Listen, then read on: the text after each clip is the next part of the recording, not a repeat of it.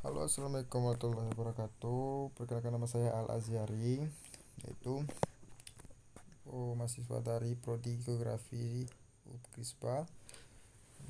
Saya akan membacakan hasil presentasi saya, itu video pembelajaran saya yang mengenai perkembangan dan pengembangan IPA, disusun oleh saya sendiri dan dosen pengampu saya itu Silvi Trisna. Yang pertama itu definisi.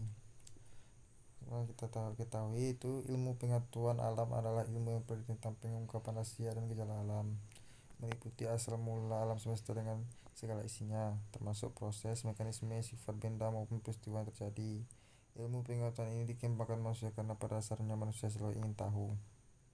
Dibekali dengan kemampuan untuk berpikir dan menggunakan sebuah kebutuhan untuk memahami dan menjelaskan segala jalan alam. Pengetahuan yang diperoleh dari alam semesta ini selanjutnya merupakan dasar dari pengembangan ilmu pengetahuan alam atau IPA. Yang kedua itu B, metode ilmiah. Itu pengertian metode ilmiah.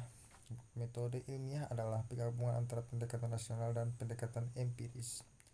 Kedua, sebab metode ilmiah sebagai dasar IPA, itu sebagai dasar dari IPA atau ilmu pengetahuan alam.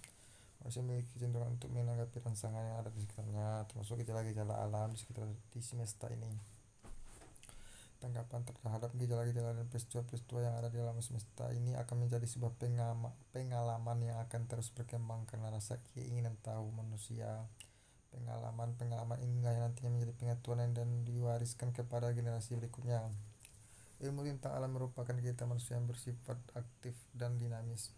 Artinya hasil percobaan yang dilakukan manusia akan menghasilkan suatu konsep yang mendorong dilakukannya percobaan-percobaan berikutnya. Karena ilmu alam bertujuan untuk mencari kebenaran relatif dari suatu hal.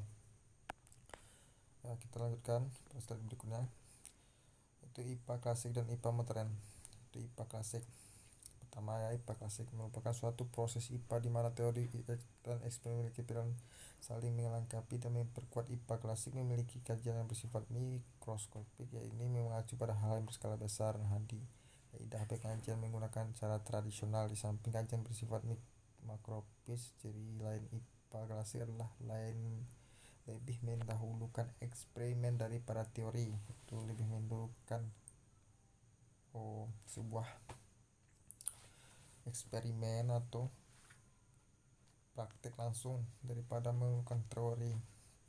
Selanjutnya itu adalah IPA modern, berkebalikan dengan IPA klasik. Itu IPA modern itu suatu proses IPA di mana penekanan terhadap teori lebih banyak daripada praktek.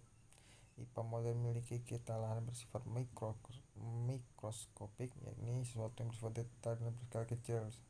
Selain itu, IPA modern menerapkan teori eksperimen di mana ia menggunakan teori yang telah ada untuk eksperimen selanjutnya. Itu contohnya saja, yaitu seperti bakteri-bakteri yang kecil, bersifat kecil, yang dieksperimenkan dan memiliki teori. Berdasarkan pengertian IPA klasik dan IPA modern yang dipaparkan di atas, dapat diketahui bahwa penggolongan IPA dan menjadi IPA klasik dan IPA modern didasarkan pada konsepsi yang meliputi cara berpikir. Penggolongan IPA menjadi IPA klasik dan IPA modern didasarkan pada konsepsi yang meliputi cara berpikir, cara memandang, dan cara menganalisis suatu gejala alam. Oke, selanjutnya itu secara umum langkah-langkah penerapan metode ilmiah pada klasik dan IPA modern adalah sama. Ini harus melalui penginderaan, perumusan masalah, pengajuan hipotesis, eksperimen, dan penarikan kesimpulan atau teori. Baik IPA klasik maupun IPA modern, keduanya memiliki tujuan akhir yang sama, yakni keinginan tahuan yang disebut pada materi yang sebelumnya itu keinginan tahuan. Namun pada IPA klasik suatu pengetahuan didapatkan dari awal, yakni berdasarkan dari hasil eksperimen yang dilakukan pada kajian. Pada IPA klasik lebih dangkal karena terbatas pada media atau alat bantu penelitian. Sedangkan pada IPA modern, suatu pengetahuan diperoleh melalui eksperimen yang dilakukan dengan berkiblat pada teori yang telah ada dan dengan bantuan teknologi yang lebih canggih dan maju, maka kajian dari IPA modern lebih mendetail sehingga diperoleh pengetahuan yang lebih mendalam mengenai suatu fenomena alam. Dengan kata lain, dapat disimpulkan bahwa IPA modern merupakan pengembangan dari IPA klasik. Oke, selanjutnya ya,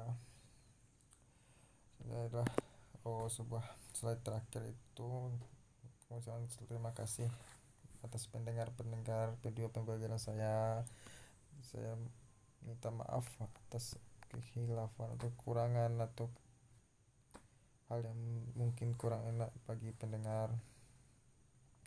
Terima kasih. Assalamualaikum warahmatullahi wabarakatuh.